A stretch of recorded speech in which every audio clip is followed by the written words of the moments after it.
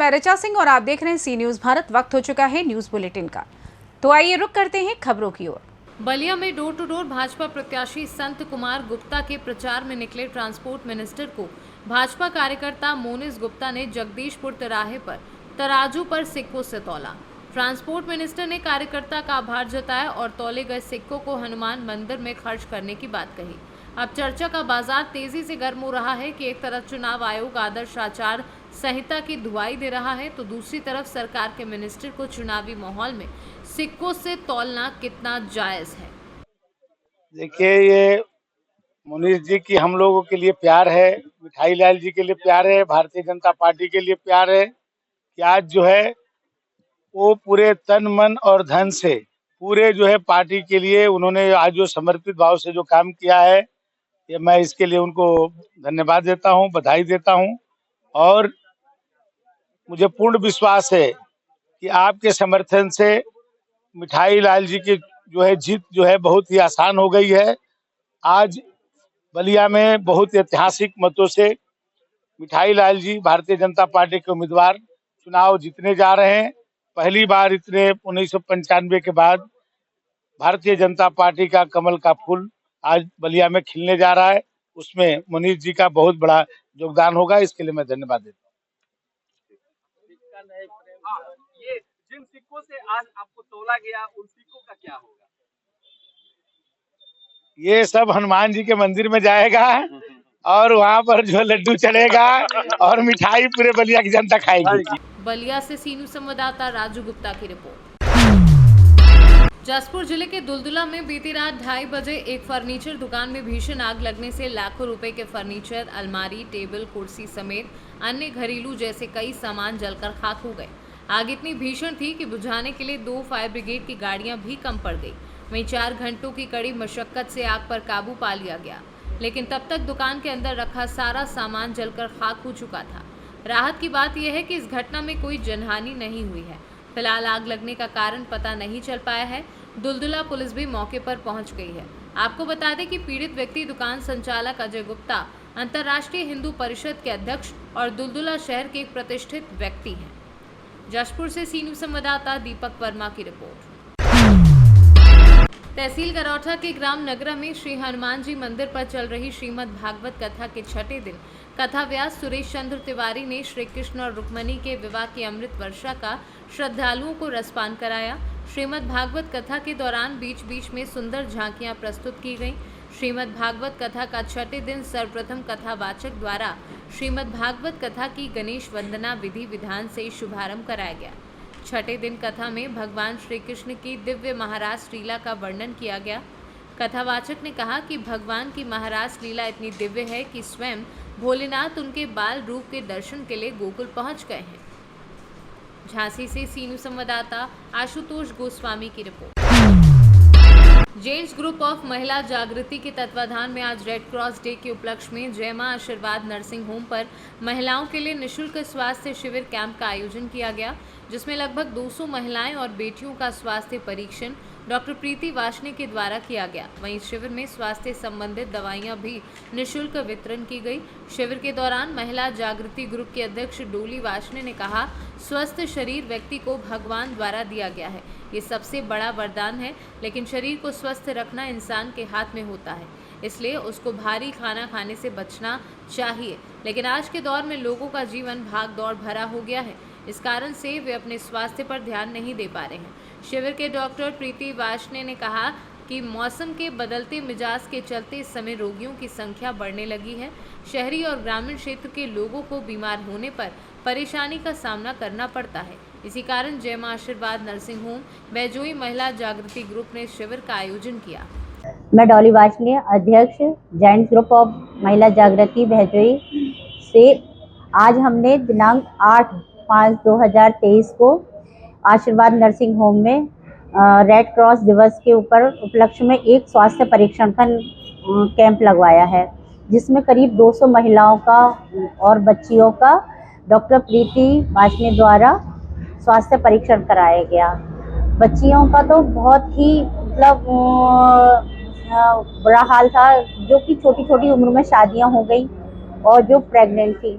तो आज हम सब ने हमारी महिला जागृति ने मिलके ऐसी निसहाय लड़कियों का और महिलाओं का निःशुल्क स्वास्थ्य परीक्षण कराकर और जायंट्स ग्रुप का नाम रोशन किया है। ये पहली बार लगाया है आपने? हाँ, हमारे द्वारा वैसे तो हम हमेशा लगवाते रहते हैं ये स्वास्थ्य परीक्षण, तो हमेशा ही लगवाते, पर अब की बार हमने ये निर्णय किया हर महीने एक कैंप लगवाया करेंगे, जिससे कि हमारी बहजोई के आसपास की जो महिलाएं हैं या बहजोई में भी जो गरीब असहाय महिलाएं हैं जो इतनी मोटी फीस नहीं दे सकती हैं प्राइवेट नर्सिंग होम की, तो उनको आज निःशुल्क प्रीति वाशनी द्वारा स्वास्थ्य उनका परीक्षण किया गया है।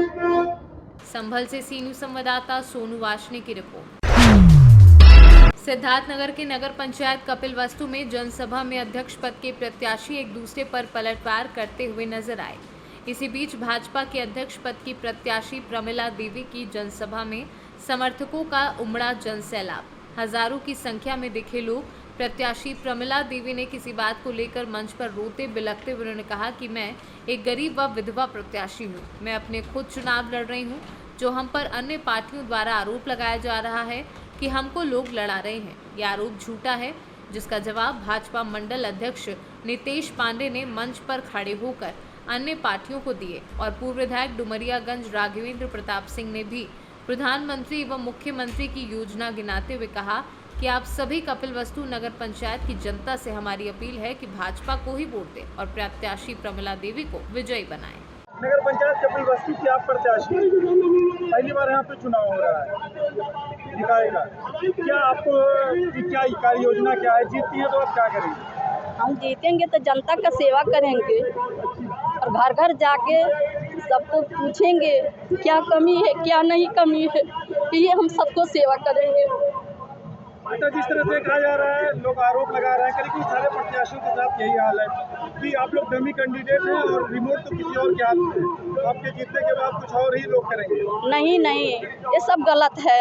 हमारे 2 लड़के हैं, वही लड़के के सहारे से हम करेंगे, खुद हम करेंगे। हम 5 साल प्रधान रह चुकी थी। ये अफवाह है, सब उड़ा रहे हैं। अपनी लड़ाई किससे मानती हैं? अब किसी से नहीं।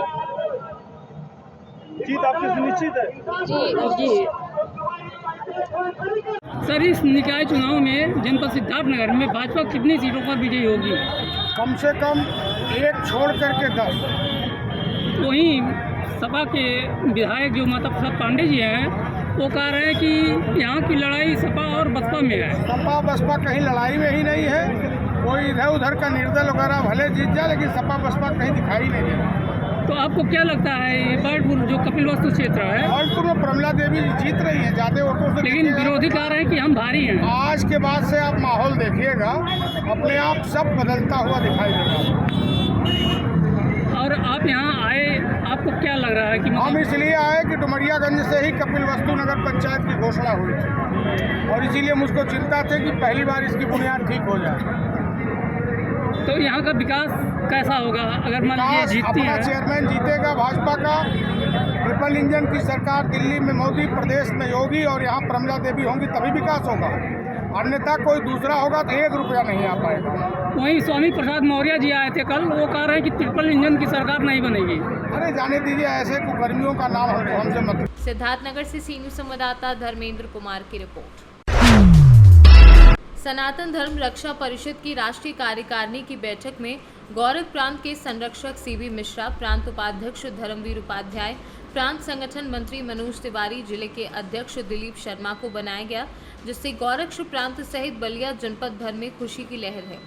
संरक्षक मिश्रा ने कहा कि सनातन धर्म रक्षा परिषद का दायित्व है नशा मुक्ति संस्कृति युक्त अभियान चलाकर पनप चुकी पश्चिमी सभ्यता को समाप्त कर पुनः भारतीय संस्कृति को लाना है।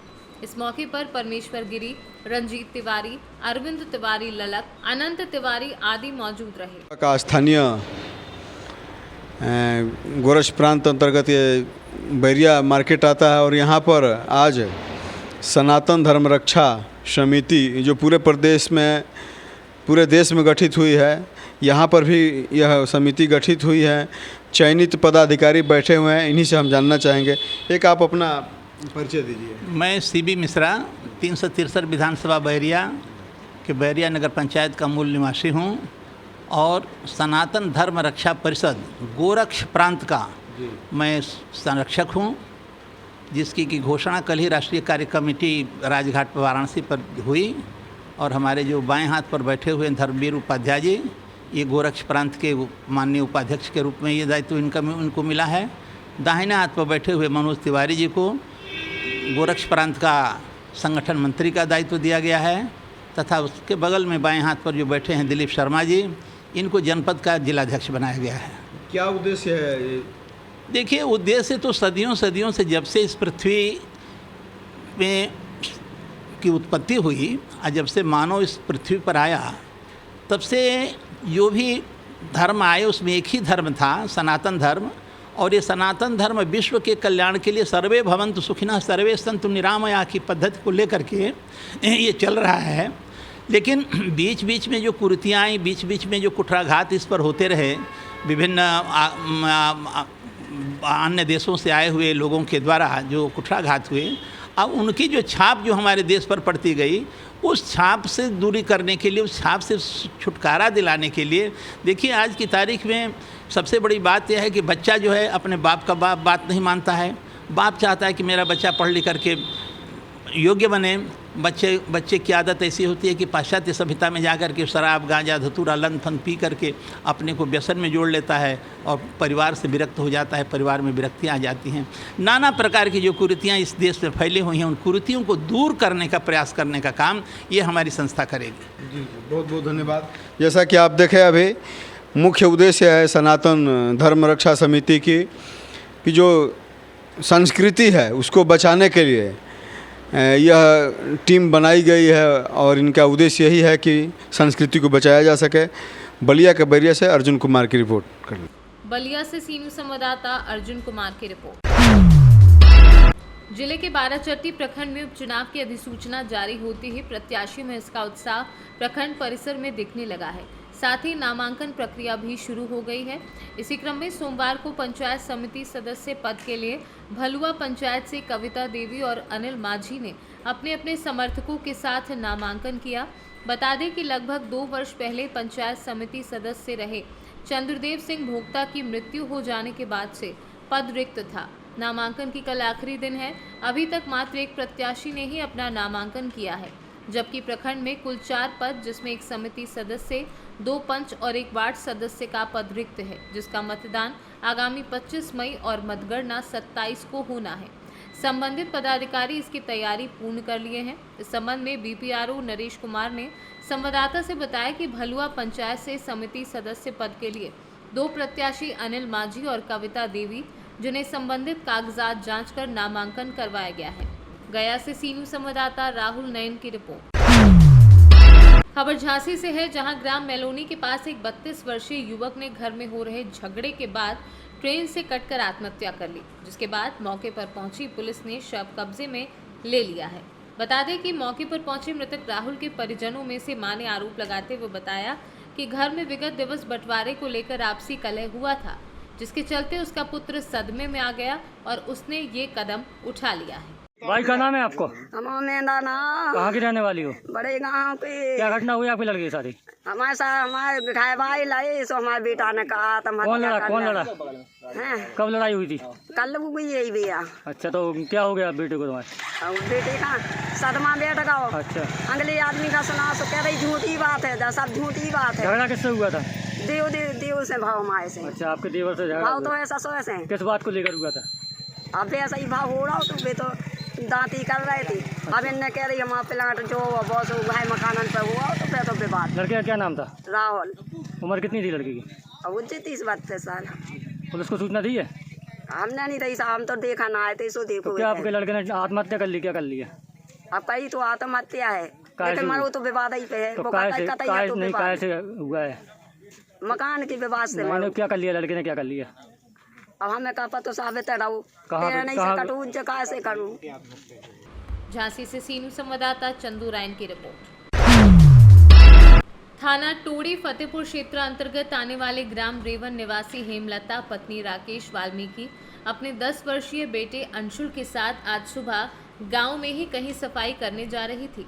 तभी मऊरानीपुर की ओर से आ रही गुरसराय की तरफ जा रही क्रेन मशीन के चालक ने पीछे से मां बेटे को कुचल दिया, जिसके चलते उसके 10 वर्षीय बेटे अंशुल की मौके पर ही दर्दनाक मौत हो गई, जबकि मां गंभीर रूप से घायल हो गई। वहीं घटनास्थल पर मौजूद गुस्साए लोगों ने क्रेन मशीन के चालक को पकड़ लिया और सड़क पर जाम लगा दिया।